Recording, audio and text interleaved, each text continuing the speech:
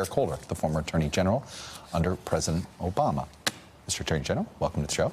Good to be here. I want to get your reaction to what Rod Rosenstein said. I'm sure you agree with the sentiment, but I'm curious did you get the sense that he's concerned people are about to dig in their heels even more? Yeah, I think he's probably reacting to that which we saw yesterday up on the Hill and what we have seen over these past few months where the Justice Department has been under attack, partisan attack, by people of his own party and making charges that are clearly unsubstantiated. The Department of Justice is comprised of Democrats, Republicans, all of whom put those feelings aside and do their jobs on the basis of the facts that they find and the law that they have to apply. I'm sure when you saw Peter Strzok go through that hearing, you're like, that's familiar. Been there. You've been there with the House Republicans, particularly the House, a handful of House Republicans that sit on it's the same group that sits on the judiciary that seems to be part of the Trump sort of protective wing there. What did you make of yesterday? I thought that Strzok, though he had done some things that I think were inappropriate, and it was appropriate for him to be removed from the investigation, did a really good job in defense of himself and of the FBI. And I thought that the Republicans did not cover themselves in glory. You know, the same people. You know, Louis Gohmert, Jordan, and let's take up a collection. Let's get Jordan a jacket. You know, I mean, what's that all about? Darrell Issa, you know, people going at Strzok in ways that are designed to protect the president above all else. Protect the president, not to protect the nation. So this issue of politicizing the Justice Department, right? Republicans believed you were there to protect President Obama on everything. And whether there was facts to somehow justify the accusation, it just happened. There's going to be a belief that there's a group of people here to protect President Trump, right? And I think there's some. What we are getting now is you have the extremes of both parties that essentially believe government is in the pocket of whoever's in power. How do we erase this? Well, I think we have to, you know, keep pushing facts out there. And the reality is that the Department of Justice, by and large, and there have been exceptions, conducts itself in appropriate ways. And when a Department of Justice gets too close to a White House, that's when the department finds itself in trouble. I think that what Rod has done here, you know, disagree with some of the tactics that he's used. I think he should have pushed back a little harder, a little sooner.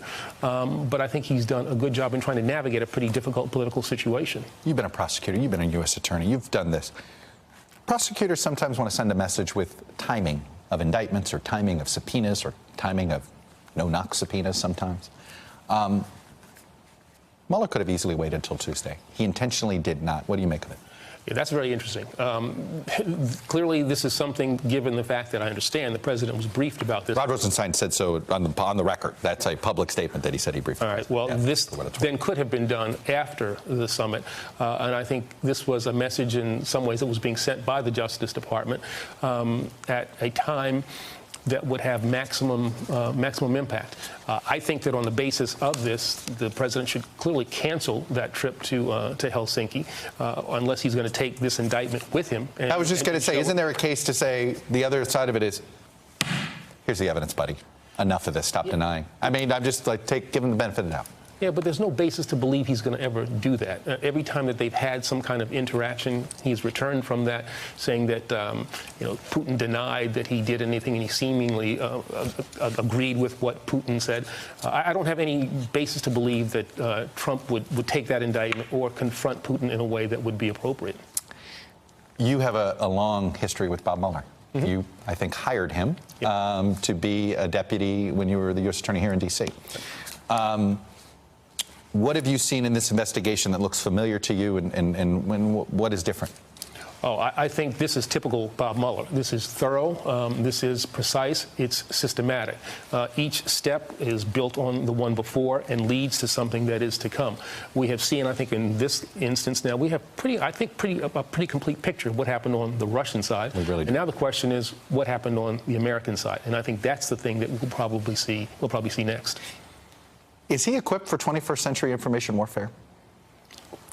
Bob Mueller. And the reason I say this is that you have a president that is seeded the ground in a different way, that facts may not matter.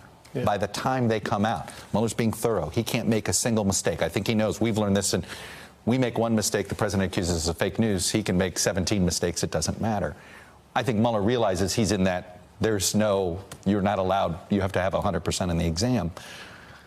Is he prepared for the modern information warfare that I think our prosecutors in general prepared for this? You know, I think prosecutors generally, Bob specifically, they are crippled by the obligations they have to maintain secrecy, only speak when they have the ability to reveal an indictment, something like that. And that, in this era, is not necessarily an effective way of countering that which they have to deal with. And so I think it's incumbent upon people who know the system, people like me, who have served before, to do as much as we can to reassure the American people that what's being done in their names is being done correctly and being done appropriately. Look, I want to, in full disclosure, we'd schedule you. I thought we were going to talk about an array of topics, so we were going to talk one, but I want to bring up one non-Rush related issue.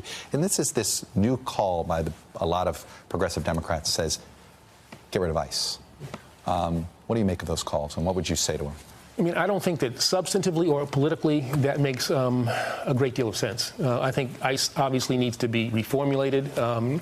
It needs to be reformed. But I think we need to focus on that which is most important, and that's the separation of these kids from their parents. Now, ICE, played a role in that, but I think in some ways you're giving the Republicans a gift by saying we're going to have a debate now about whether ICE should be abolished, and the focus ought to be on what this administration did to those children. I am curious of what you think, and sort of if you've had whiplash here. Yesterday at that hearing, you had Republicans trashing law enforcement, and you had Democrats standing up for the FBI and the rule of law. The characterization of both parties, is, and I think even Cedric Richmond said, as an African-American man, it's not always easy to defend the FBI. Yeah, and I hope that voters will remember this. When Republicans in 2018, 2020 try to cast themselves as the law enforcement party, will remember all the things that Republicans have done to attack the credibility of well-intentioned, good-serving people in the FBI, the Justice Department, and our intelligence agencies as well. I bring that up in relation to the ICE thing because I do think that sends a mixed message. Yeah. From Democrats sometimes. Yeah, that's why, I think that there is a substantive concern. It ought to be about those kids. There's a political benefit to focusing on those kids, and that's secondary, I think, to the substantive concern. And I don't think that we need to be as concerned about abolishing ICE. Again, that's an agency that needs to be redone, reformatted, but the focus ought to be on those children. All right. Eric Holder, are you running for president? We'll see. That means I think I'm going to have you back on. All right. Can I get more than a we'll see for that? Okay. Fair enough. Eric Holder, thanks for coming on, sharing your views. Much appreciate it. Hello, YouTubers. If you're watching this, it means you've checked out our channel, so thank you. Now do me a favor, subscribe by clicking on that button down there. Click on any of the videos to watch the latest interviews and highlights from MTP Daily and MSNBC. You can get more Beat the Press content every morning in the First Read newsletter. If you're tired of content that you don't know anything about where it came from, you don't have to have that problem with us. NBC News, MSNBC, MTP, and the Meet the Press mindset right here for you on YouTube. Subscribe now.